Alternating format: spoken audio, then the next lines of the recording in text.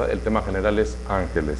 Bien, ya hemos considerado el primer subtema de los tres, que es precisamente ángeles, ¿verdad? Su naturaleza, clasificación, carácter y obra, ¿verdad? De ahí pasamos al segundo subtema, página 62, ¿es correcto?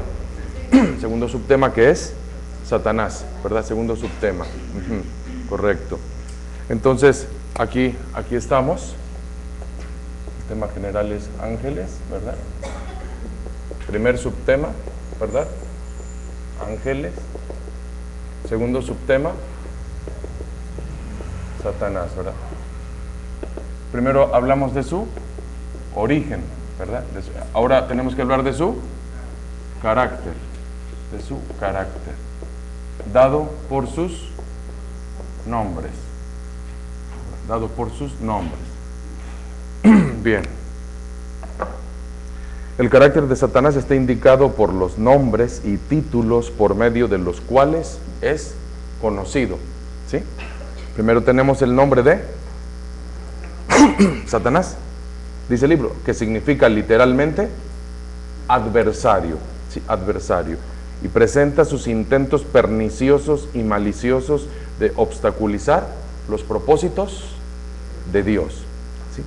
Su oposición se manifestó especialmente en sus intentos de obstaculizar los planes de Dios mediante la destrucción de la línea genealógica escogida de la cual debía venir el Mesías, una actividad predicha en Génesis 3:15, y desde el comienzo mismo ha persistido en este esfuerzo.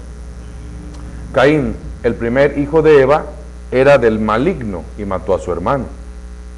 Dios le dio a Eva otro hijo, Set, que se convirtió en la simiente señalada por medio de la cual debía nacer el libertador de la tierra. Pero el veneno de la serpiente operaba aún en la raza, y en el decurso de los años la línea de Set se dio a influencias malignas y se produjo su deterioro. Todo ello dio como resultado esa condición de maldad universal, ¿sí?, que terminó con el diluvio.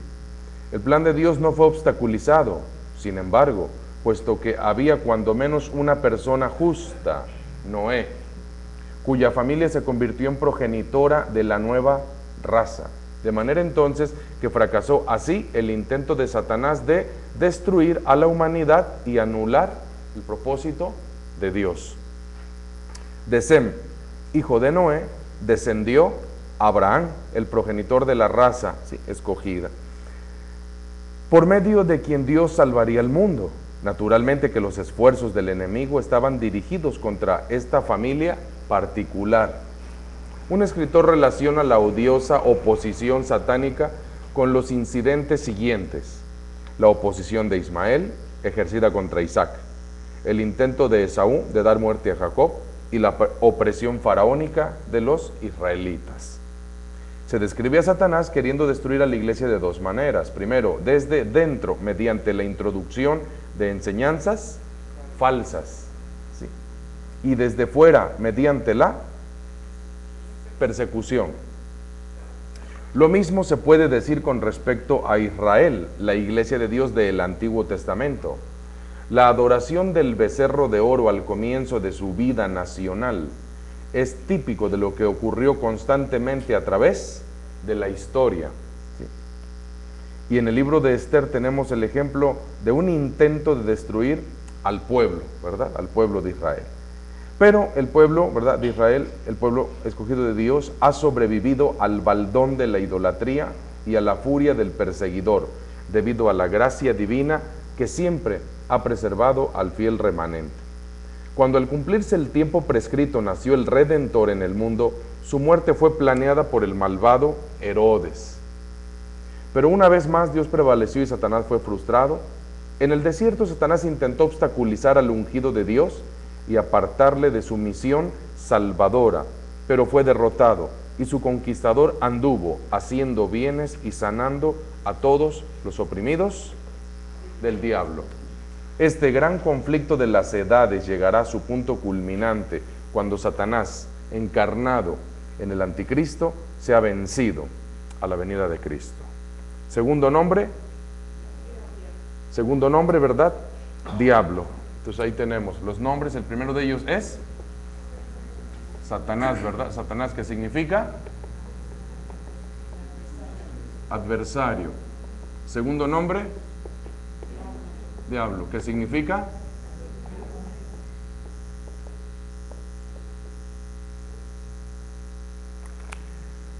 Diablo significa literalmente calumniador. Se le llama así a Satanás porque calumnia tanto a Dios como al hombre. Tercer nombre, destructor. Leemos ahí un tercer nombre, ¿verdad? Destructor. ¿Sí? Destructor es el pensamiento indicado por el vocablo griego apolión y hebraico abadón. Lleno de odio contra el Creador y sus obras, el diablo quiere establecerse como Dios destructor. 4.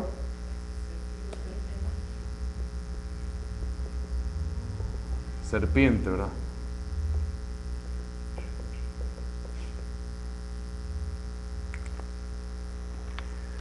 La serpiente antigua, que se llama diablo, según Apocalipsis 12:9, todo esto nos hace recordar a aquel que en el pasado empleó a la serpiente como instrumento para provocar la caída del hombre, ¿sí? Entonces, serpiente, ¿verdad? O engañador, sutileza. 5. ¿Cómo? Tentador. ¿Sí? Tentar significa literalmente poner a prueba. Mateo 4:3. Y después tenemos una frase, marcarla entre paréntesis, abrir paréntesis donde dice, el término se emplea a sí mismo con relación al trato de Dios. Desde ahí se abre el paréntesis, desde el término.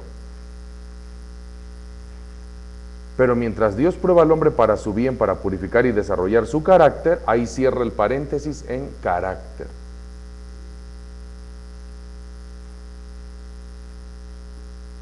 ¿Ok? Repito lo que está entre paréntesis, léalo conmigo. El término se emplea a sí mismo con relación al trato de Dios. ¿Sí? Pero mientras Dios prueba al hombre para su bien, para purificar y desarrollar su carácter, Satanás lo tienta con el malvado intento de destruirlo, ¿verdad? Destruirle. Entonces, queda entre paréntesis esta frase, pero mientras Dios prueba al hombre para su bien, para purificar y desarrollar su carácter, ¿verdad? Bueno, estamos en el tema de ángeles, venimos del tema de Dios, tema anterior fue Dios, ¿verdad? Por ahí tuvimos el subtema de atributos, en atributos no relacionados activos y morales, los activos, 5 atributos activos, uno de ellos es omnipotencia. En omnipotencia estuvimos hablando sobre, ¿verdad?, algunos aspectos, entre ellos el carácter permisible de Dios, es un asunto correlacionado con prueba o castigo, ¿sí?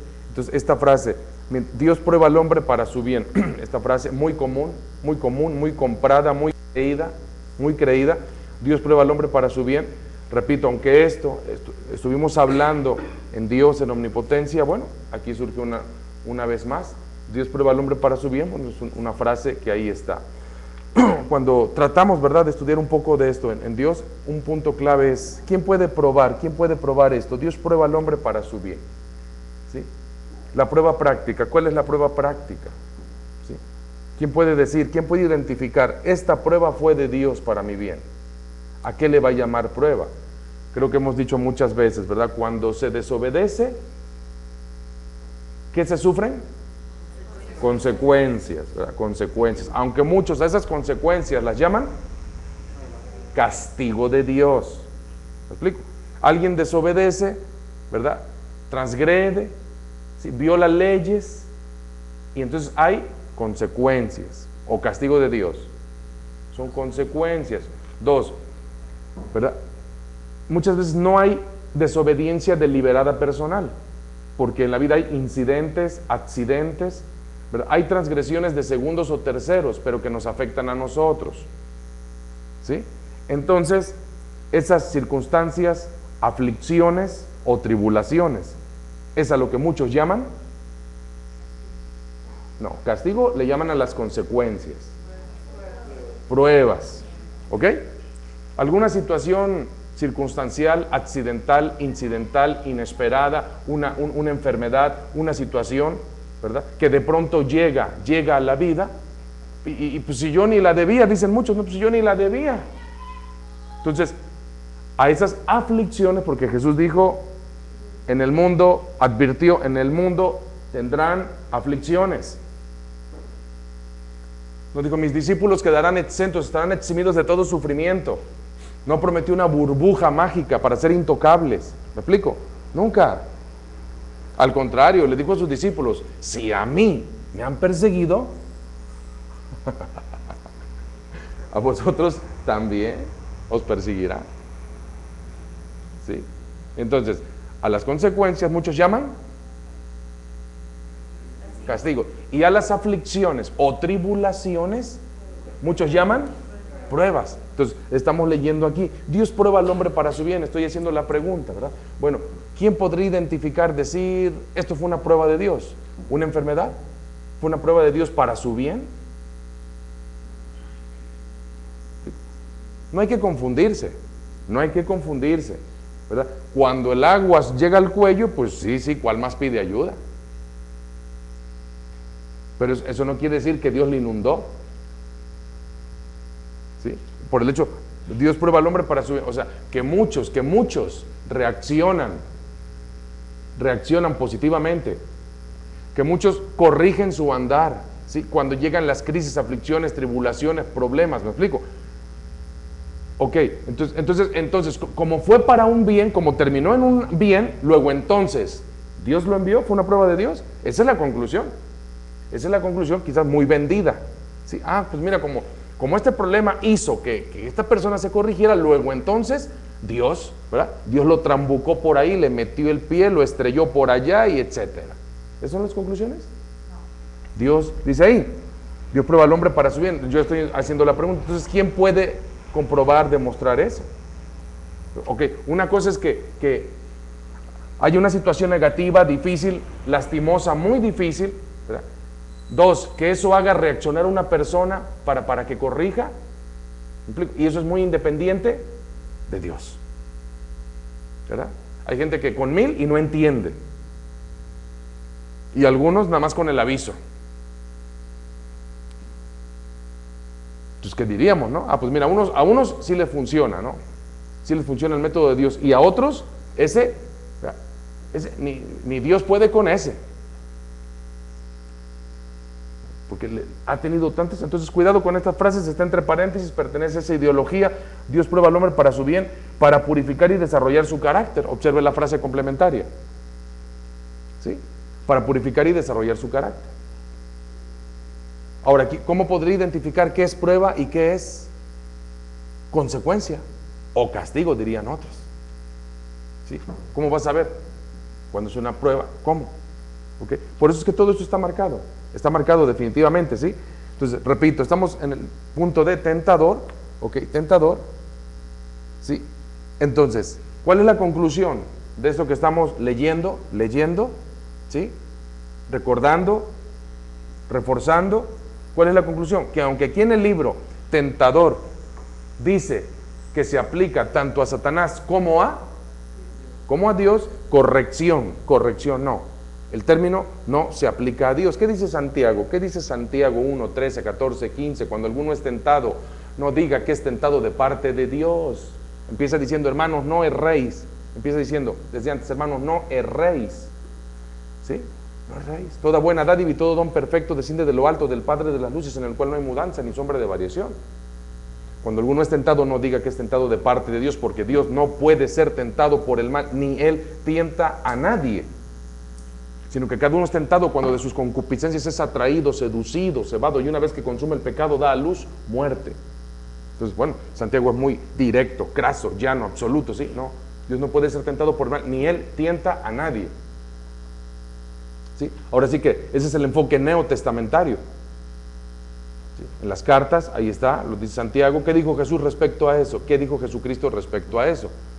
Cuando habló Jesucristo, ¿verdad?, respecto a un carácter de ese tipo, ¿verdad? ¿Qué hizo Jesucristo? Mostrar a Dios cómo, enseñar a Dios cómo Padre.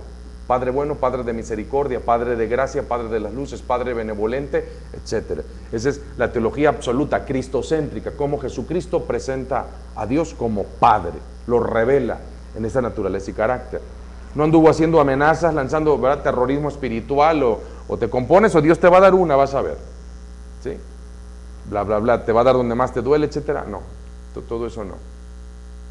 En el Antiguo Testamento, pero es que en el Antiguo Testamento, Génesis 22:1 dice, y tentó Dios a Abraham, versión antigua. Versión 60, y probó Dios a Abraham. ¿Me explico? Entonces, por eso entonces, ¿verdad? Hay la idea, y ya observaron ahí en el libro, observaron en el libro que viene Génesis 22:1, ¿sí? Versión antigua, así dice, ¿verdad? Ese pasaje lo revisamos en su momento, en Dios, en omnipotencia, carácter permisible, análisis de pasajes. Vimos el caso de Job, Primero de Reyes 22, Primero de Samuel 28, Éxodo 4, 24 al 26, Génesis 22:1. ¿Ok? ¿Por qué? Porque en todos esos pasajes está ahí la idea de un carácter permisible. ¿Sí?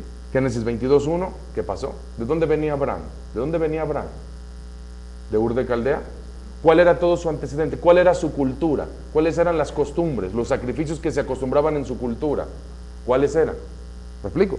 Entonces, ese contexto histórico, cultural, permite entender su mente, su actuar, queriendo agradar a una deidad. ¿Cuál era la máxima forma de agradar a una deidad en la antigüedad? Un sacrificio, el sacrificio del primogénito. ¿Sí? Buscando favores, etcétera, etcétera, bla, bla, bla. Ok.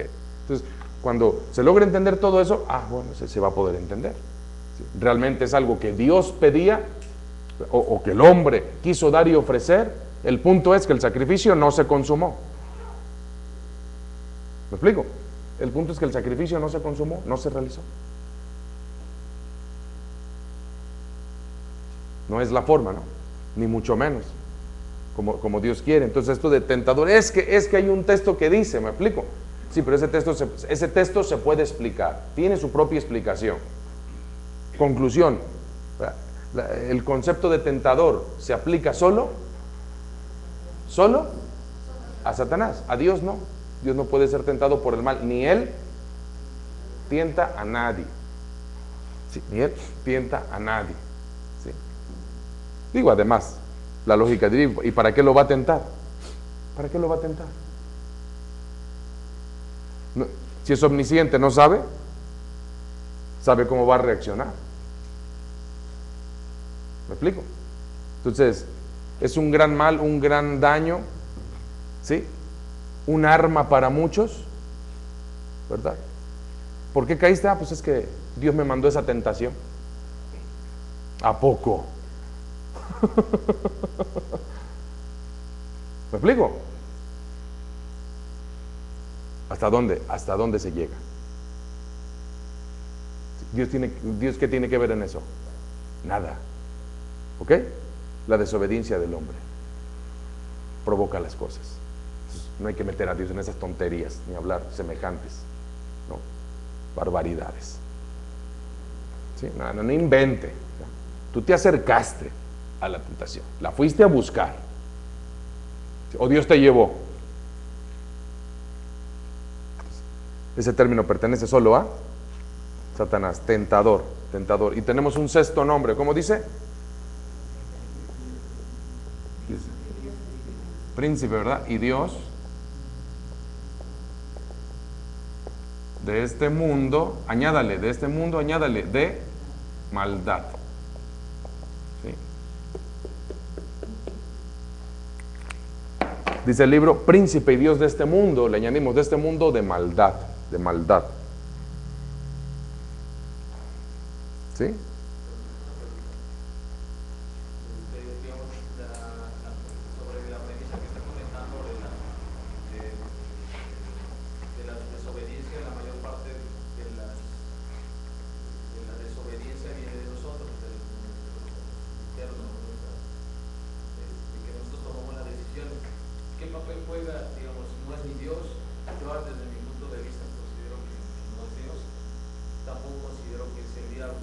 papel juega Satanás en el comportamiento humano?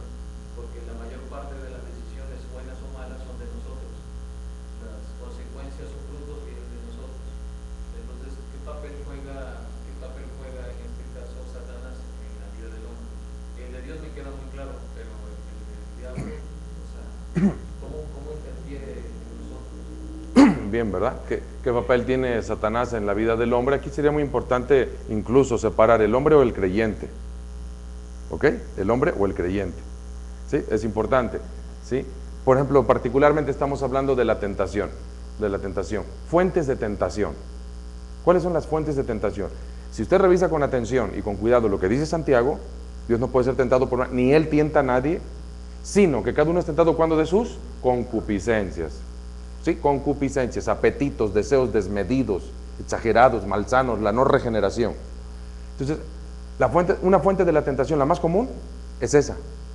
Sino que cada uno es tentado cuando de sus concupiscencias, de dentro hacia afuera, o sea, el alma.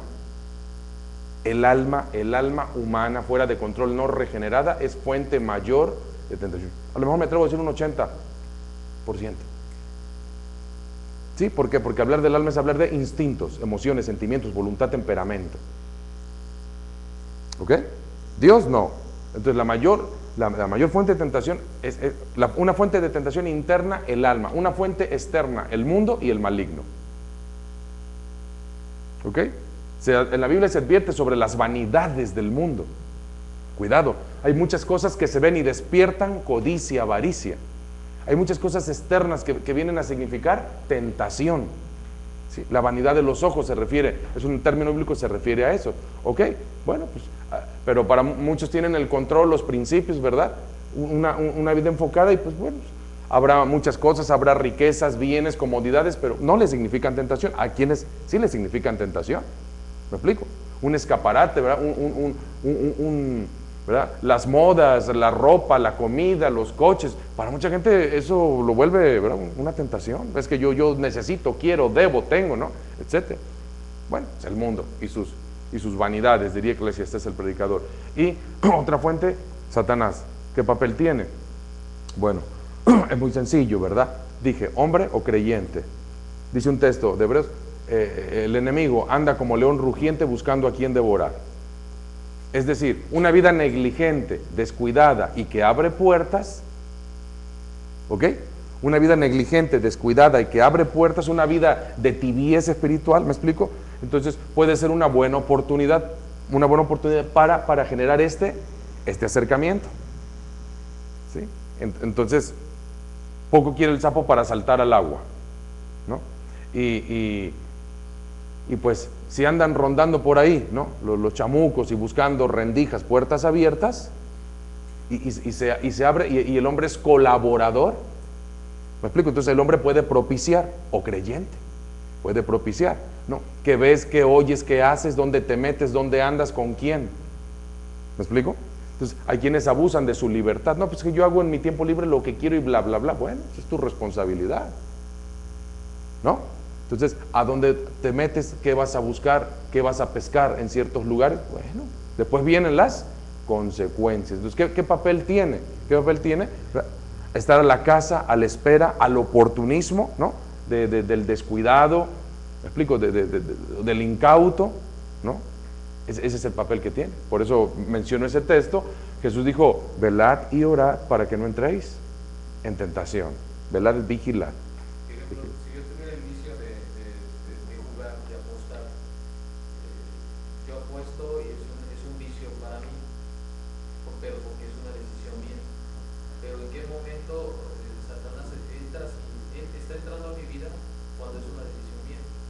Sí. Cuando de mi misma concupiscencia está saliendo esa ganas de jugar, esa ganas de apostar, ¿en qué momento él está entrando? O más bien, ¿en qué momento estoy permitiendo yo que él entre? Exactamente, ¿no? ¿Cómo juega Muchas veces en el grado, en el aumento de la necesidad o dependencia. ¿Sí? Cuando ya se hace obsesivo, compulsivo, necesario, adicto, me explico, y pierde control de su persona. Me explico, se puede entender lo ocasional, circunstancial, incidental, o sea, se podría entender, me explico, Pero de eso, ¿verdad? Entra la responsabilidad, la decisión de, y yo sigo, y yo continúo, y en qué momento nunca alguien va a poder medir, en qué momento se fusionó, ¿no? Mi impertinencia, ¿no? Mi debilidad con la unión, ¿me explico? De algo espiritual que lo vuelve más obsesivo, dependiente, compulsivo. Y llega el momento en que se genera esa doble fuerza, ¿me explico? Lo humano y la apertura y el llamado a lo espiritual. O sea, no hay instrumentos de medición para esto. Ah, mire, en este momento, este día, esta hora, no lo hay. No se va a dar cuenta en ese momento, se va a dar cuenta después. No puede estar atrapado. Bueno, en la anterior clase usted hablaba de la mente, ¿no? Que en la mente cuando llega un mal pensamiento, porque resulta que hay que pararlo. ¿Rechazarlo? Podría ser ahí. Desde... Yo entiendo que todos nosotros tenemos una parte divina y una parte animal. Entonces, cuando nosotros la mente decidimos no hacer el daño, no provocar eso, es cuando somos tentados por Dios. ¿Tentados por Dios? No. Vaya, Tentados. tentando, Si tenemos una parte divina y una parte animal, corrección. Tenemos una parte humana, terrena, carnal, y una parte espiritual. Tenemos una parte espiritual y tenemos una parte humana, terrena. Me explico, es el enfoque y los términos correctos. Tenemos algo divino, que es lo divino en el hombre, dado, correcto. ¿Cuál espíritu? El Espíritu Santo. ¿Ok? Entonces, cuando el creyente, no el hombre, el creyente, ¿verdad?, permite y se hace receptor del Espíritu Santo, entonces tiene lo divino en el hombre. ¿Ok? Mientras tenemos doble naturaleza espiritual y humana, carnal, material. ¿Ok? Entonces, efectivamente, como decía, la tentación llega y se puede rechazar desde el pensamiento, ¿sí? Se puede rechazar si hay trabajo espiritual, si hay obediencia a los principios, pues, habrá fuerza, y se puede rechazar la tentación. Mayormente la que procede del hombre, del alma, de su alma, según Santiago, y fuentes externas que ya mencionamos. ¿Me explico? Si no hay fortaleza espiritual, pues ninguna, ¿no? O hay un juego muy sutil en la vida. Dios no busca gente buena, busca gente espiritual. ¿Por qué? Porque Dios es espíritu. Juan 4:24. Dios es espíritu. Dios es un gran moralista, Dios es un filántropo, Dios es un esto, el otro. No, Dios es espíritu. Y le interesa lo espiritual, le interesa el espíritu del hombre. Su mente, su alma, su cuerpo. Le interesa el espíritu del hombre. Por eso es que a Dios no le puede impresionar el intelectual. A Dios no lo va a impresionar el filántropo, a Dios no lo va a impresionar otro, ¿sí?, sino aquel. Salmo 51:10, crea en mí, oh Dios, un corazón limpio y renueva un espíritu recto dentro de mí. El máximo deseo de David, por eso se le llama un hombre conforme al corazón de Dios, porque hizo de la voluntad de Dios para su vida lo supremo en su ser. ¿Ok? Dios es espíritu, busca gente espiritual. ¿Ok? Esto es muy importante de señalar para salir del autoengaño. Yo soy bueno, porque si alguien llega pidiendo un peso, soy el primero que saca y lo da. Siempre colaboro, siempre ayudo, voy y vengo, ¿no? Hasta hago sacrificios y etcétera. Dijo Jesús, bien puedes hacer una cosa sin dejar de hacer la otra. De que hay que servir, de que hay que ayudar, de que hay que cooperar, hay que cooperar. ¿Me explico? Pero eso no nos exime de la responsabilidad primera, que es espiritual. ¿No? Espiritual. ¿Sí? Dios, ahí están los 10 mandamientos y Dios dice, me santificas un día, es santo, me pertenece, ese tiempo me pertenece.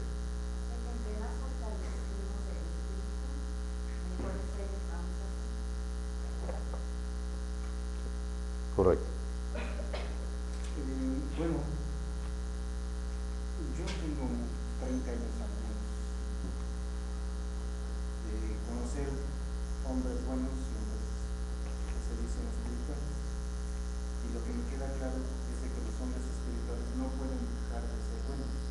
Para ser buenos tienen que ser, para ser espirituales tienen que ser buenos, porque el creer no es un elemento abstracto, es muy concreto. Si yo creo en Dios, lo tengo que emular. Y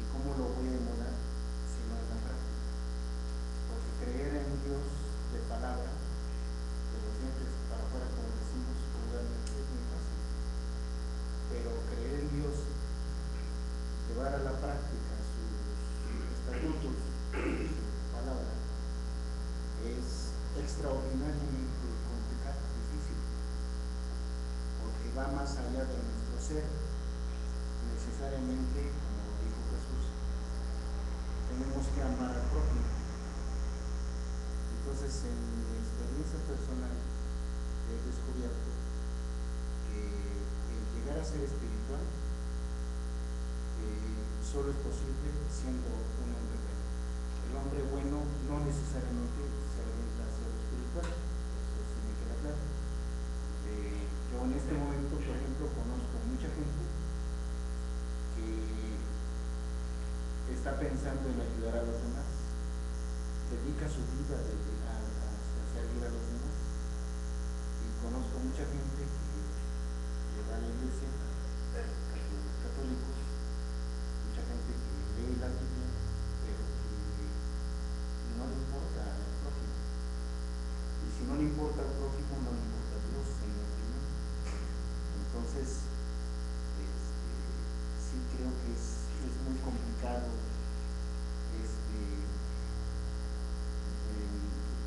digamos, entender esto del crecimiento espiritual, porque todos los días tenemos que decidir, como decía aquí el hermano, si hacemos el bien o hacemos el mal, si tomamos decisiones correctas o incorrectas. Y yo creo que ahí es donde está el demonio, como dice usted correctamente, a la casa para embelezarnos y orientar nuestras decisiones hacia lo equivocado.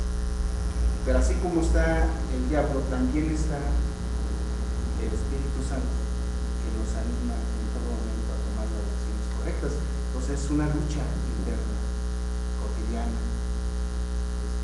tomar las decisiones correctas, porque la decisión correcta, como dice Jesús, implica decidirse por la puerta angosta, el camino más estrecho. Es una cuestión de grados. Es una cuestión de grados. ¿En qué sentido?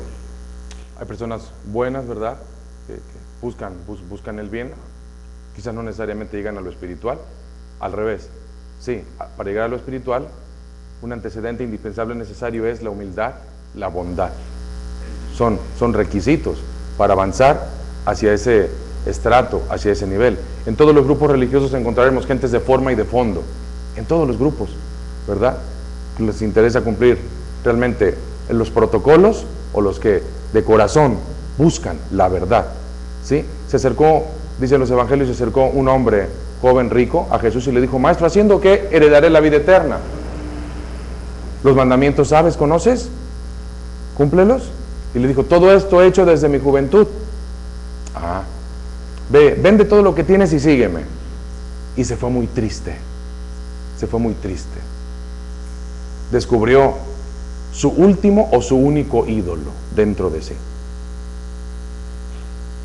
Entonces, humanamente, legalmente, o sea, en base a la ley, legalmente, él estaba aprobado, ¿sí? Pero el Señor le descubre. Dije, esto es una cuestión de grados. ¿En qué sentido? En ese sentido, ¿verdad? Para que no haya autoengaño. Muchas veces el hombre no es la medida del hombre. A veces la propia ley no es la medida del hombre. Solo cuando se confronte directamente con Dios es el que le va a poder descubrir realmente lo profundo de su mente, de su corazón, ¿verdad? Exteriormente podemos alcanzar 10 palomitas, ¿verdad? Pero, entonces ahí está ese caso, una cuestión de grados. Él sentía que había llegado, ¿no?, a lo máximo, pero Jesús le hace ver, no, hay algo ahí, hay algo que puedes mejorar todavía, ¿sí? No pongas tu afán, tu vida, ¿sí? No la hagas. Y no porque necesariamente, ¿verdad?, hemos dicho ya muchas veces, Jesucristo llama a la gente a una condición paupérrima, lastimera, etc. No, simplemente es hacerle descubrir, ¿sí? ¿Sí? ¿Qué hay? ¿Realmente se está en el nivel que se cree estar o falta algo? Bueno, entonces, efectivamente tenemos la Escritura, la asistencia del Espíritu, la conciencia, ¿verdad?, como un testigo interno, y todo ello lo debemos usar, ¿verdad?, solo con el fin de mejorar, no de medirnos, comparar o juzgar, o mucho menos. ¿Cómo? Y esto aprendido, verificado, subrayo, puede o debe ser de mucha ayuda para otros. ¿Por qué? Porque el que es bueno y busca lo espiritual será sensible, sencillo, y le interesará esto. ¿Sí? Le interesará esto, ¿verdad? Los que no, pues pasa desapercibido. Pero el que anda en búsqueda de, tiene una naturaleza sensible. Y querrá oír más de esto. Ahí está. Lee, ¿no? Lee. Entonces, ¿verdad? Satanás, primero, su origen, lo vimos en Ezequiel, Isaías, Ezequiel, el origen, está en Luzbel. 2, su carácter, dado por sus nombres. Satanás significa adversario, es el primer nombre, porque lo primero que hizo Luzbel fue hacerse adverso a Dios, contrario a Dios, ¿verdad? Luego, diablo, que significa calumniador, torcer, sesgar las palabras, el sentido, etcétera, ¿verdad? Destructor, pues habla por sí solo. Juan 10:10 dice, el ladrón no viene sino a matar, hurtar y destruir. Dijo Jesús, yo he venido para que tengan vida y vida en abundancia, ¿verdad? Juan 10:10. Serpiente o engañador por lo sutil, ¿no? Lo sutil, ¿verdad? Y ojo con esto, a lo que decías, ¿verdad? Cuando lo incauto, ¿verdad? Lo incauto se une con la sutileza, ¿sí? Lo incauto es victimado por la sutileza, ¿sí? Entonces, por algo se usa esta figura de la serpiente, ¿no? La cautela, la forma, etc. Hay, ¿verdad? Algo hay que aprender de esto, ¿verdad? Como caza, una vez que inyecta el veneno, se aleja y es cuestión de tiempo. La víctima se paraliza y se lo papea, ¿no? Lo único que necesita es inyectar. Ahora digo, yo pensaba que podías decir, ya está entrando Satanás. No, realmente no sabes. Muchas veces un proceso, a veces algo rápido, instantáneo, muchas veces un proceso muy sutil de atracción. Dicen, ¿no? ¿Por qué unas clases de estas serpientes o víboras, ¿no? Son anchas, colores, ¿no? Se habla, no propiamente de hipnotizar, pero la forma de atraer, de llamar. ¿Me explico? La forma de atraer, de llamar, pero una vez que inyecta el veneno, ya estuvo. Sí, y hay un veneno muy peligroso en la vida del hombre, que es la duda. La duda debilita. ¿Se ha dado cuenta de eso? El que empieza a dudar, se empieza a debilitar. Y eso es un arma mortal. ¿Sí? ¿Se acuerdan que hemos dicho? La duda debilita, la incredulidad hace desobedecer. El temor acobarda y hace retroceder. Cuidado con la duda. Es el principio. Y esto viene desde el Génesis. Eva platicando con la serpiente. ¿Qué fue lo que le inyectó?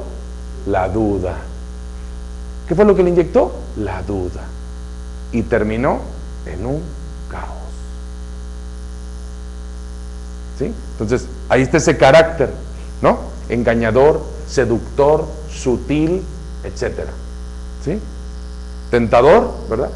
Bueno, pues todo lo que pueda hacer, ¿verdad? En cuanto a eso, lo hará. ¿Cómo dijo de la incredulidad? La incredulidad hace desobedecer. ¿Sí? El temor acobarda. ¿Sí? Príncipe y Dios de este mundo de maldad. ¿Sí? Este sexto nombre es importante, interesante lo que nos dice el libro, quiero que lo observe. Estos títulos sugieren su influencia sobre la sociedad organizada sin Dios, o aparte de Dios, ¿verdad? Sin Dios. Todo el mundo está puesto en maldad, está en las garras del malvado y está animado de su espíritu. El mundo, en el sentido en el cual es denunciado en las Sagradas Escrituras, es esa vasta asamblea de actividades humanas cuyo Dios trino y uno son el honor, los placeres y las ganancias, ¿verdad? Riqueza, ¿verdad? Honor, puede subrayar, honor, placeres y ganancias. Muy conocido también como poder, sexo y riquezas, ¿verdad? Muy conocido también así. Ojo, a esos tres lo subordina todo, ¿sí? Lo subordina todo y procura, mediante argumentos hábiles, exaltarlos y ennoblecerlos para realizar sus propósitos, está respaldado por la organización o sistema compuesto de toda clase de literatura, ¿qué más? Negocios, el comercio y el gobierno, que ciertamente insinúan su reverencia por esos tres, presentándolos como el objeto de honorables deseos y ensalzando continuamente a los que alcanzan esos objetivos. Fíjese, ¿sí? A los que alcanzan esos. Entonces, ¿verdad? ¿Quiénes son los nobles de la vida? Los que alcanzan honor, placeres, ganancias. Se ha vendido esa idea. ¿Quiénes son los grandes, ¿no?, en el mundo? Los que tienen esto. Los discípulos discutieron. ¿Quién va a ser el mayor en el reino de los cielos? ¿Quién se va a sentar a la derecha, a la izquierda? Y Jesús les dijo: los grandes en el reino de los cielos son... ¿quiénes? Los siervos. Aquí. ¿Sí? Los siervos, los humildes. Esos son los grandes allá. Los siervos en tiempos de Jesús eran asesinados. Final y esencialmente, los humildes. La humildad contra la soberbia, orgullo, altivez, independencia que hace el hombre en su vida. Tengo todo lo que necesito, soy absolutamente independiente, no necesito sugerencias, no necesito consultar a ningún Dios. Tengo fuerzas, manos, brazos, inteligencia, capacidad de educación, bla, bla, bla.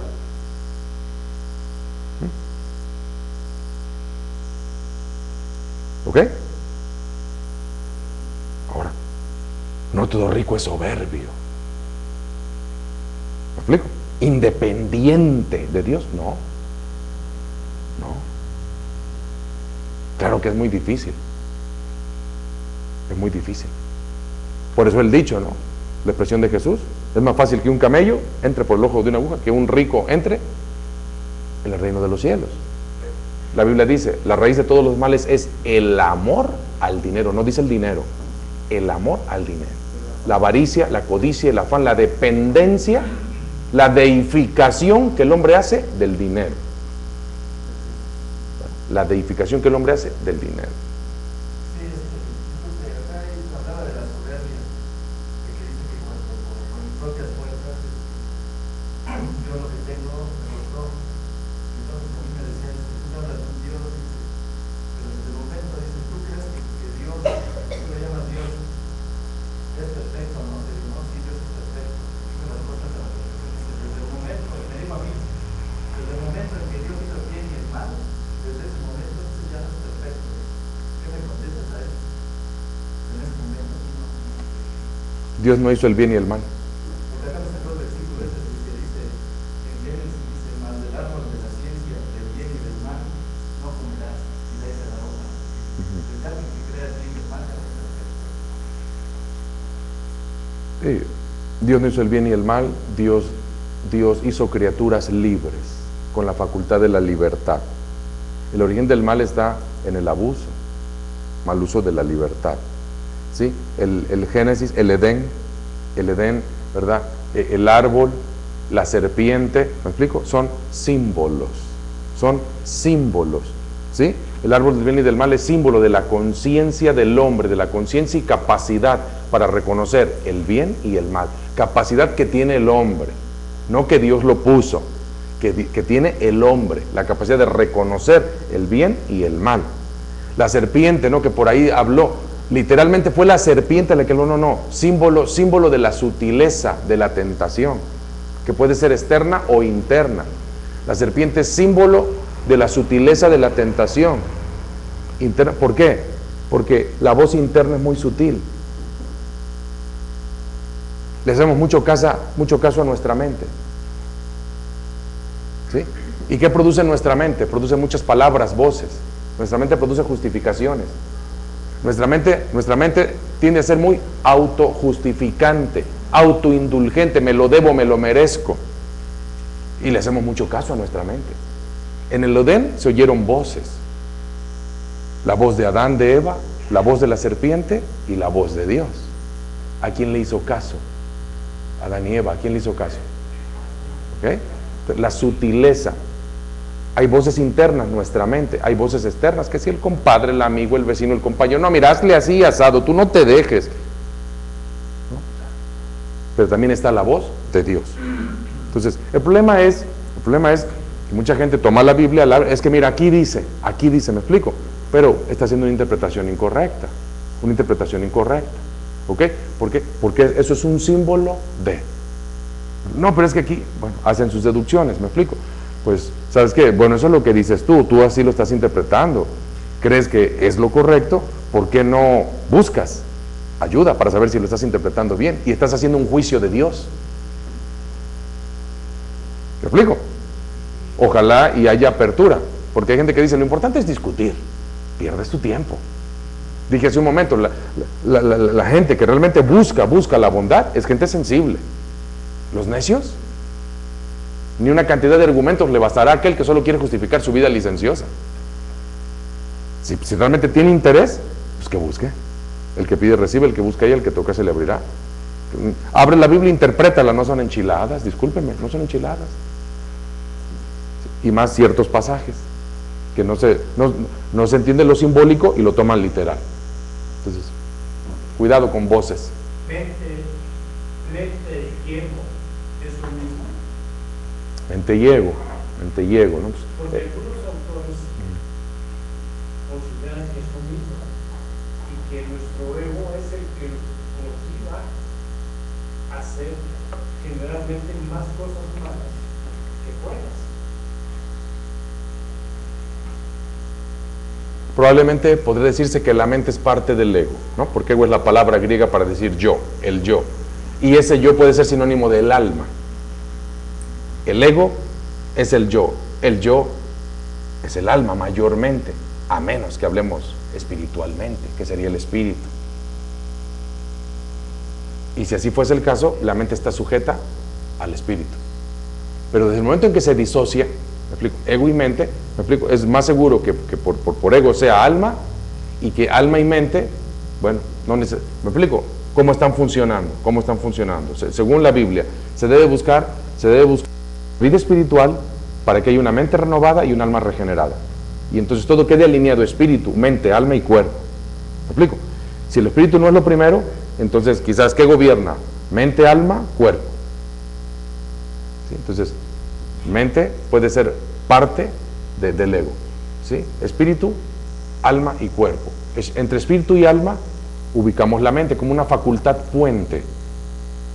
La mente es una facultad puente entre espíritu y alma y cuerpo, corazón, una facultad puente, el corazón, ¿sí?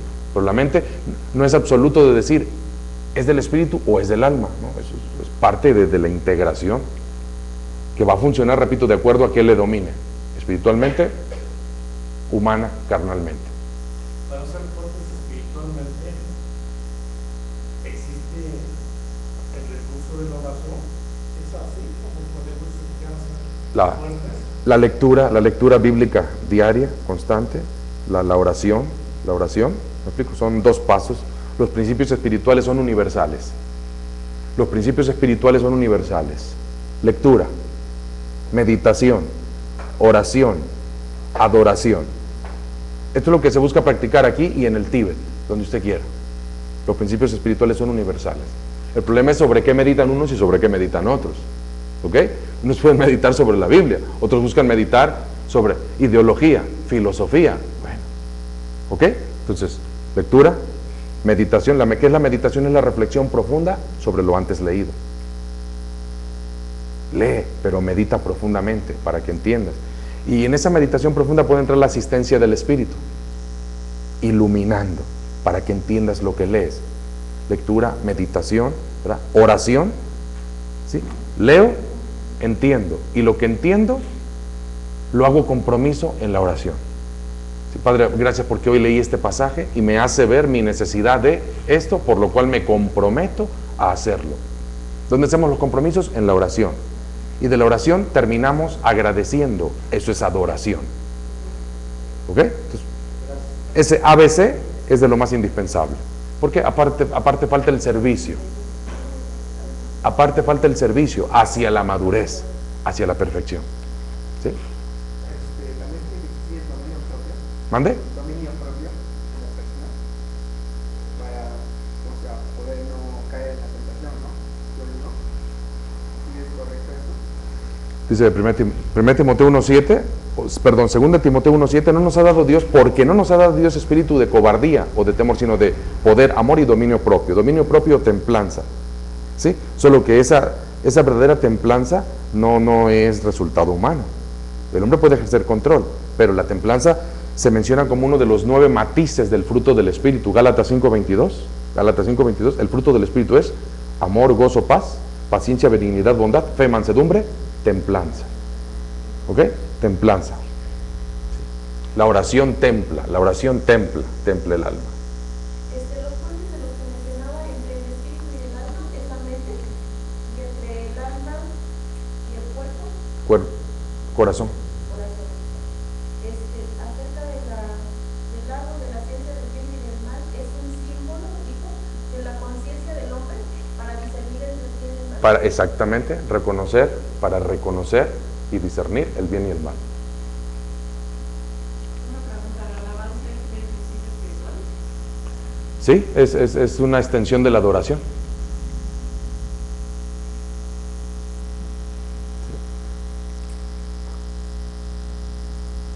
Entonces, ¿sí? ¿Dónde nos quedamos? Honor, placeres y ganancias. En el libro, a esos 3 los subordina todo y procura mediante argumentos hábiles exaltarnos y ennoblecerlos. Ok, de ahí avanzamos, ¿verdad? Objetivos, ¿sí? El mundo juzga todas las cosas por la posición externa y el éxito, por falsas máximas del honor, por falsas ideas del propósito de los placeres y por falsos cálculos del valor y la dignidad de la riqueza. Apela a la parte baja de nuestra naturaleza, adornándose de un refinamiento materialista y falso. ¿Sí? Entonces, ahí está, ¿verdad? Este comentario, este enfoque, que tiene que ver con esto, príncipe y Dios de este mundo de maldad, cómo seduce, engaña y establece. Eso es lo que vemos en este párrafo, ¿verdad? Y le hace creer al hombre, ¿sí? ¿Cuál es el éxito? ¿Verdad? ¿Cuál es el éxito? ¿Verdad? Aquel que alcanza honor, placeres, ganancias, es a lo que, ¿verdad?, hace creer que ha alcanzado el éxito, ¿no? Esa ideología. Entonces, bueno, ¿cómo lo alcanza y para qué lo alcanza? ¿Me explico? ¿Cómo lo alcanza y para qué lo alcanza? Eso es lo que habría que revisar. Entonces, ahí tenemos hasta su origen y su carácter. Posteriormente veremos actividades y destino. ¿Sí? Próxima semana vemos sus actividades y destino. Terminando con esto, para que pasemos al tercer subtema, ¿verdad?, que será espíritus malvados, ¿verdad? Sí, espíritus malvados, el tercer subtema. ¿De acuerdo? Pues ahí lo tenemos.